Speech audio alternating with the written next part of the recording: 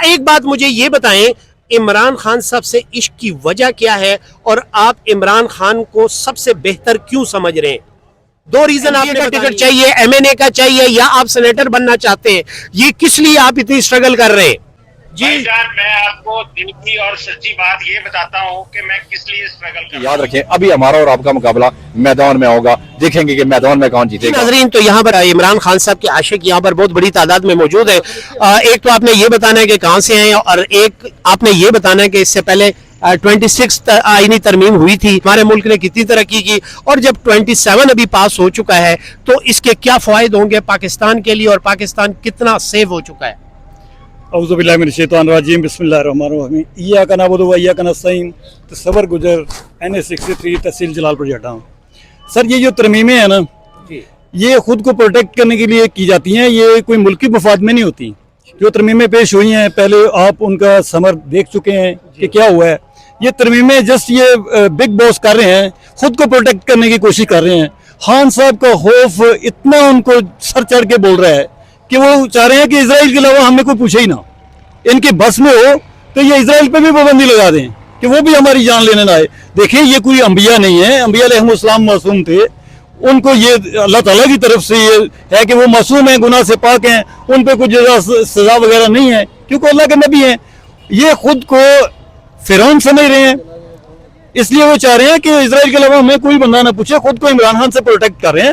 باقی کوئی ایسی بات نہیں ہے، یہ ملکی مفاد میں بالکل نہیں ہے، فائدہ نہیں ملکی مفاد تو یہ ہے نہیں نا سر، ملکی مفاد ہمیں تو بتایا جاتا ہے کہ اس سے ملک کو بہت فائدہ ہونے والا ہے۔ یار ہمیں ٹوپی ڈرامہ بتایا جاتا ہے نا۔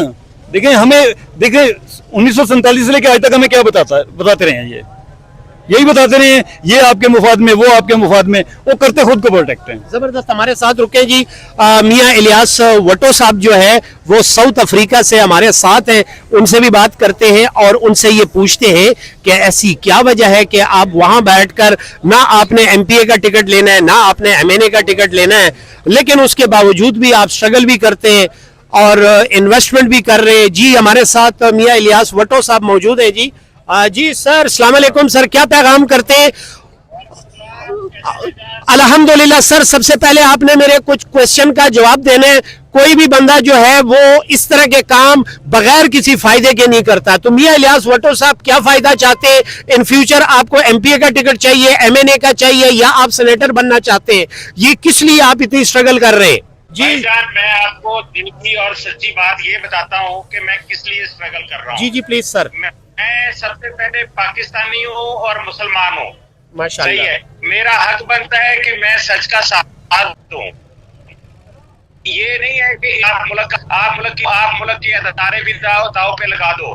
اور دیکھیں اس طاقتور کو بچانے کے لیے جتنا بھی پاکستان کا نظام چینج کیا گیا ہے اس کا رزلٹ آج آپ نے اسلام آباد میں دیکھ لیا ہے۔ جی بول۔ مسلمان ہونے کا حق ادا کر رہا ہوں، پاکستانی ہونے کا حق ادا کر رہا ہوں اور اپنی آخرت بنا رہا ہوں۔ میں نے نہ کوئی ایم پی اے کا ٹکٹ لینا ہے، نہ مجھے کوئی عہدہ چاہیے، اگر میرے پاس کوئی عہدہ ہے اس سے استعفیٰ دیتا ہوں۔ ٹھیک ہو گیا۔ ایک بات مجھے یہ بتائیں، عمران خان صاحب سے عشق کی وجہ کیا ہے اور آپ عمران خان کو سب سے بہتر کیوں سمجھ رہے ہیں؟ دو ریزن آپ نے بتانی ہے بھائی جان، کیونکہ مجھے اس بات کا ہر بندے کو علم ہونا چاہیے، کسی نے ادھر ہر بندے کو مرنا ہے اور میں اپنی آخرت بچانے کے لیے حق اور سچ کا ساتھ دے رہا ہوں اور عمران خان کا ساتھ دے رہا ہوں۔ اور اگر کوئی بندہ یہ بات سمجھنے سے ابھی بھی قاصر ہے کہ عمران خان کی جدوجہد اپنی عوام کے لیے نہیں ہے، میں سمجھتا ہوں اس سے بیوقوف انسان اور دنیا میں کوئی نہیں ہے۔ سر، میں نے دو کوالٹیز، دو چیزیں ایسی پوچھی ہیں جو عمران خان صاحب کی پرسنالٹی میں ہیں، یعنی کہ کون سی دو چیزیں جو آپ کو خان صاحب میں سب سے زیادہ اچھی لگتی ہیں؟ خان صاحب نے وہ کر دکھایا پی اے پی کے لیڈر نے آج تک پاکستان میں نہیں کیا، کسی مولوی نے نہیں کیا، کسی مفتی نے نہیں کیا، کسی مولانا نے نہیں کیا۔ جس جگہ پہ کھڑے ہو کے عمران خان نے اسلام اور ہمارے صلی اللہ علیہ وسلم کی حرمت کی بات کی ہے، مجھے بتائے اگر کوئی ایسی مثال ہے۔ یہ نہیں کہ صرف پاکستان میں، پوری دنیا میں اگر کوئی ایسی مثال ہے تو آپ مجھے بتائیں۔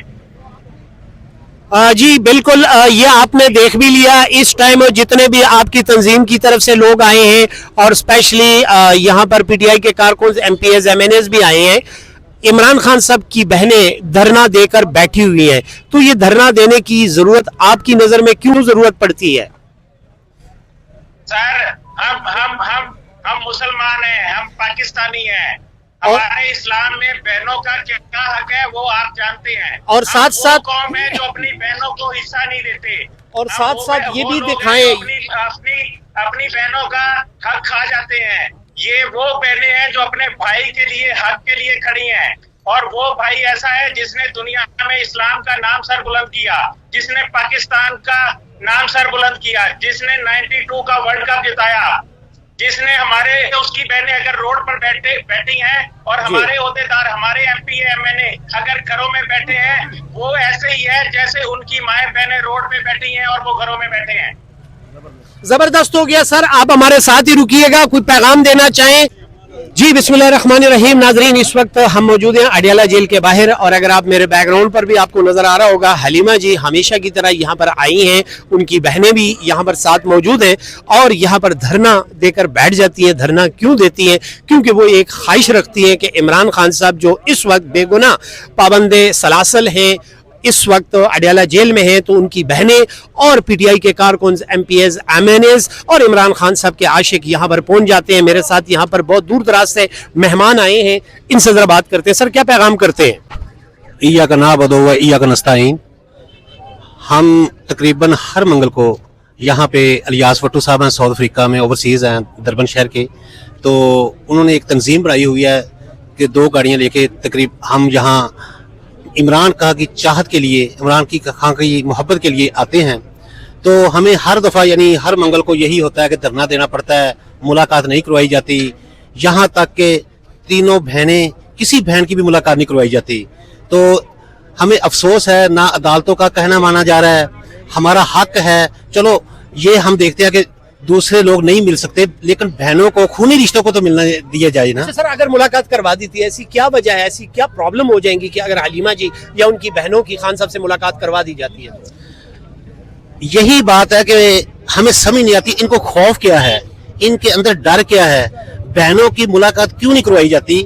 अगर करवा देते हैं तो इनका जाता क्या है, इनको डर किस चीज का, खौफ किस चीज का है, क्यों ये डरे हुए हैं? मेरी समझ से, हमारी समझ से बालातर है। आपने साउथ अफ्रीका की बात की, साउथ अफ्रीका की बातें हमने बैठ के घंटों घंटों सुनी है, लेकिन कभी इत्तेफाक नहीं हुआ, नहीं गए। तो इलियास भुट्टो साहब को क्या बेनिफिट मिलता है कि वो यहाँ पर तंजीम बना के बैठे हैं, और उनकी ख्वाहिश होती है कि ये तंजीम बना के उनको सपोर्ट भी करते हैं, और वो कहते हैं कि यहाँ पर आकर इमरान खान साहब की बहनों को सपोर्ट करें? क्या रीजन है, उनको क्या बेनिफिट है?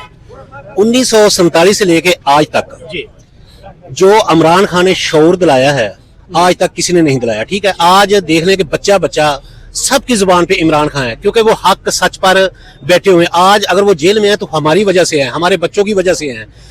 अगर वो भी डील कर लेते, बैग भर लेते तो निकल जाते बाहर। तो ऐसा नहीं है, वो सिर्फ अंदर बैठे हुए हैं, हमारा मुस्तकबिल बन जाए, हमारे बच्चों का मुस्तकबिल बन जाए।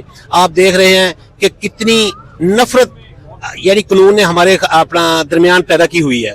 तो कहने का मकसद ये है कि मियां इलियास भुट्टो साहब जो है ना, बेलौस हैं, नायब सदर साउथ अफ्रीका में पीटीआई के।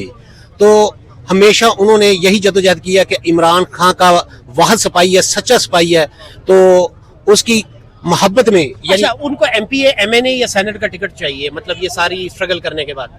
नहीं, बिल्कुल उनको किसी चीज का टिकट नहीं चाहिए, सिर्फ वो मोहब्बत करते हैं, चाहत करते हैं कि सच्चे लीडर के लिए। जबरदस्त हो गया, हमारे साथ रहे जी सरदार ज़हीम साहब जी, पीटीआई के बड़े जबरदस्त किस्म के, ऑथेंटिक किस्म के रहनुमा भी हैं, कारकुन भी हैं। जहां कारकुन बनना होता है वहां कारकुन बन जाते हैं, जहां लीडर बनना होता है वहां लीडर बन जाते हैं, और हमेशा ये पीटीआई के वर्कर्स के साथ शाना बशाना खड़े होते हैं। क्या कहते हैं सर? बिस्मिल्लाहिर्रहमानिर्रहीम। इय्याका नअबुदु व इय्याका नस्तईन।